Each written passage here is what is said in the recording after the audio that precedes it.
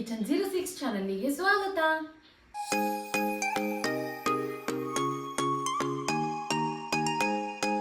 So ಇವತ್ತಿನ ಈ ವಿಡಿಯೋದಲ್ಲಿ ನಾನು ಯಾವ ರೆಸಿಪಿನ ಮಾಡ್ತಾ ಇದ್ದೀನಪ್ಪ ಅಂತ ಅಂದ್ರೆ ನಾನು ಪಾಲಕ್ ಫ್ರೈನ ಮಾಡ್ತಾ ಇದ್ದೀನಿ, ಅಂದ್ರೆ ಪಾಲಕ್ ಪಲ್ಯ. ಸೊ ಅದನ್ನ ಹೇಗೆ ಮಾಡ್ತೀನಿ ಅಂತ ತೋರಿಸ್ಕೊಡ್ತೀನಿ. ಅದಕ್ಕೂ ಮುಂಚೆ ಇನ್ನು ಯಾರು ನನ್ನ ಚಾನಲ್ಗೆ ಸಬ್ಸ್ಕ್ರೈಬ್ ಆಗಿಲ್ಲ ಅವ್ರು ಪ್ಲೀಸ್ ಹೋಗ್ಬಿಟ್ಟು ಸಬ್ಸ್ಕ್ರೈಬ್ ಆಗಿ. ಹಾಗೂ ನನ್ನ ಇನ್ನೊಂದು ಚಾನಲ್ ರಂಜು_155 ಚಾನಲ್ಗೆ ಹೇಗೆ ಸಪೋರ್ಟ್ ಮಾಡ್ತೀರೋ ಪ್ಲೀಸ್ ಅದೇ ರೀತಿ ನನ್ನ ಈ ಚಾನಲ್ ಕೂಡ ಸಪೋರ್ಟ್ ಮಾಡಿ. ಸೊ ಬನ್ನಿ ಇವಾಗ ನಾವು ತಡ ಮಾಡದೆ ಪಾಲಕ್ ಫ್ರೈ ಹೇಗೆ ಮಾಡೋದು ಅಂತ ನೋಡೋಣ.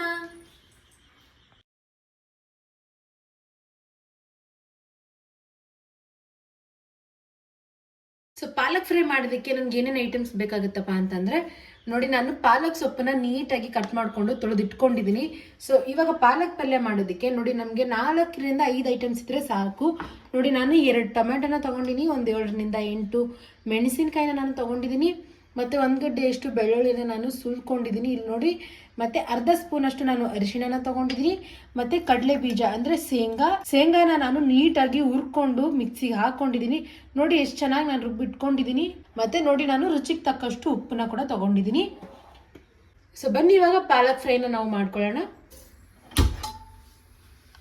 ಸೊ ನೋಡಿ ಇವಾಗ ನಾನು ಒಂದು ಕಡಾಯಿನ ತೊಗೊಂಡಿದ್ದೀನಿ. ಇವಾಗ ಇದರೊಳಗಡೆ ನಾನು 3 ಸ್ಪೂನ್ ಅಷ್ಟು ನೋಡಿ, ಈ ಸ್ಪೂನಿಂದ ನಾನು 3 ಸ್ಪೂನ್ ಅಷ್ಟು ಆಯಿಲ್ನ ಹಾಕೊಳ್ತಾ ಇದ್ದೀನಿ.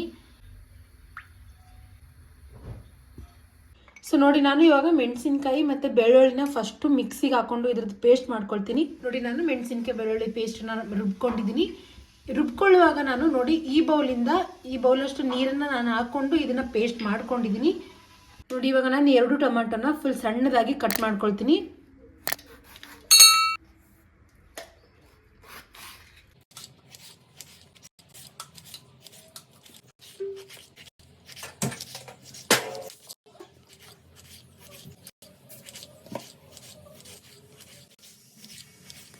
ಸೊ ನೋಡಿ ಇವಾಗ ಎಣ್ಣೆ ಕಾಯ್ದಿದೆ. ಇವಾಗ ಇದ್ರೊಳಗಡೆ ನಾನು ಮಿಕ್ಸಿ ಹಾಕೊಂಡಿರೋ ಮೆಣಸಿನ್ಕಾಯಿ ಬೆಳ್ಳುಳ್ಳಿ ಪೇಸ್ಟ್ನ ಹಾಕೊಳ್ತಾ ಇದ್ದೀನಿ.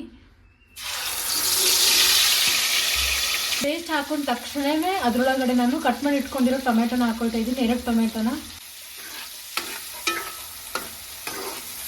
ಇವಾಗ ನಾನು ಇದರೊಳಗಡೆ ರುಚಿಗೆ ತಕ್ಕಷ್ಟು ಉಪ್ಪನ್ನ ಹಾಕೊಳ್ತಾ ಇದ್ದೀನಿ. ಅರ್ಧ ಸ್ಪೂನ್ ಅಷ್ಟು ನಾನು ಅರಿಶಿಣ ಪುಡಿನ ಹಾಕೊಳ್ತಾ ಇದ್ದೀನಿ. ಸೊ ನೋಡಿ ಇವಾಗ ನಾನು ಉಪ್ಪು ಅರಿಶಿಣ ಹಾಕೊಂಡ ನಂತರ ಇವಾಗ ಇದನ್ನ ನೀಟಾಗಿ ಮಿಕ್ಸ್ ಮಾಡಿಕೊಂಡು ಒಂದು 2 ನಿಮಿಷದವರೆಗೂ ನಾನು ಇದನ್ನ ನೀಟಾಗಿ ಫ್ರೈ ಮಾಡ್ಕೊಳ್ತೀನಿ.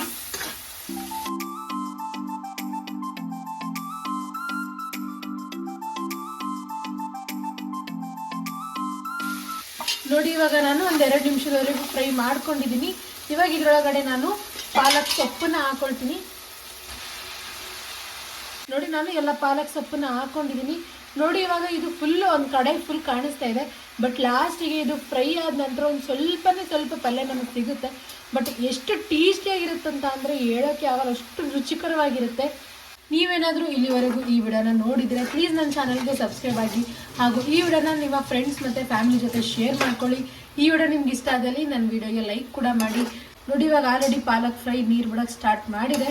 ಸೊ ಇವಾಗ ಇದು ಕುದ್ದು ತುಂಬ ಅಂದರೆ ತುಂಬ ಕಡಿಮೆನೇ ಆಗುತ್ತೆ.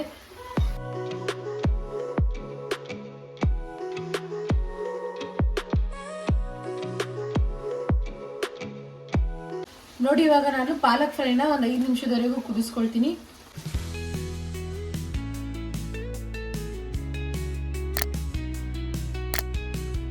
ಸೊ ನೋಡಿ ಇವಾಗ ನಾನು ಒಂದು 5 ನಿಮಿಷದವರೆಗೂ ಇದನ್ನು ನೀಟಾಗಿ ಫ್ರೈ ಮಾಡ್ಕೊಂಡಿದ್ದೀನಿ. ಇವಾಗ ಇದರೊಳಗಡೆ ನಾನು ಫೈನಲ್ ಐಟಮ್ನ ಹಾಕೊಳ್ತಾ ಇದ್ದೀನಿ. ಏನಪ್ಪ ಅಂತಂದರೆ ನೋಡಿ ನಾನು ಶೇಂಗಿನ ಪುಡಿನ ಹಾಕೊಳ್ತಾ ಇದ್ದೀನಿ. ಇವಾಗ ಶೇಂಗಿನ ಪುಡಿನ ಹಾಕ್ಕೊಂಡು ನಾನು ಇದನ್ನು ನೀಟಾಗಿ ಮಿಕ್ಸ್ ಮಾಡ್ಕೊಳ್ತೀನಿ. ನೋಡಿ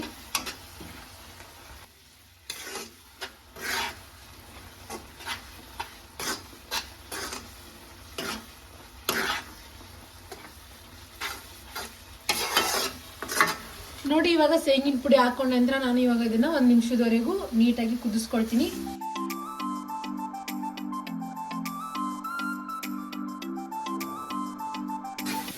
ನೋಡಿ ನಾನು ಶೇಂಗಿನ ಪುಡಿ ಹಾಕೊಂಡ ನಂತರ 1 ನಿಮಿಷದವರೆಗೆ ಇದನ್ನು ಫ್ರೈ ಮಾಡ್ಕೊಂಡಿದ್ದೀನಿ.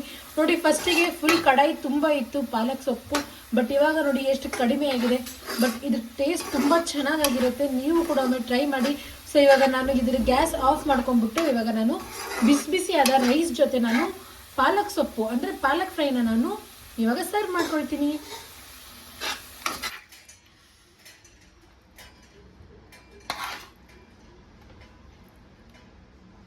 ಸೊ ಫೈನಲಿ ಪಾಲಕ್ ಫ್ರೈ ರೆಡಿ ಆಯಿತು.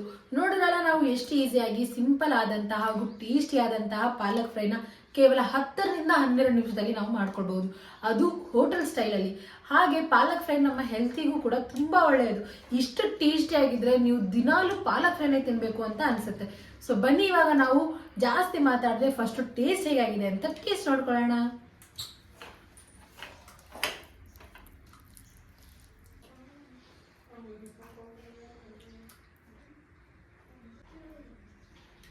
ತುಂಬ ಅಂದರೆ ತುಂಬ ಟೇಸ್ಟಿಯಾಗಿದೆ ಪಾಲಕ್ ಫ್ರೈ. ನನಗಂತೂ ನಿಜ ಹೇಳ್ತೀನಿ ತುಂಬ ಅಂದರೆ ತುಂಬ ಇಷ್ಟ ಆಗಿದೆ. ನಿಮಗೂ ಕೂಡ ಇದೇ ರೀತಿ ಇಷ್ಟ ಆಗುತ್ತೆ ಅಂತ ಅಂದ್ಕೊಳ್ತೀನಿ. ಈ ರೆಸಿಪಿನ ನೀವು ತಪ್ಪದೇ ಟ್ರೈ ಮಾಡಿ. ಇಷ್ಟ ಆದಲ್ಲಿ ನಿಮ್ಮ ಫ್ಯಾಮಿಲಿದವ್ರಿಗೂ ಕೂಡ ಈ ವಿಡಿಯೋನ ಶೇರ್ ಮಾಡ್ಕೊಳ್ಳಿ ಹಾಗೂ ನನ್ನ ಚಾನಲ್ಗೆ ಸಬ್ಸ್ಕ್ರೈಬ್ ಆಗಿ. ಈ ವಿಡಿಯೋ ಇಷ್ಟ ಆದಲ್ಲಿ ನನ್ನ ವಿಡಿಯೋಗೆ ಲೈಕ್ ಮಾಡಿ, ಶೇರ್ ಮಾಡಿ, ಕಮೆಂಟ್ ಮಾಡಿ. Thanks for watching.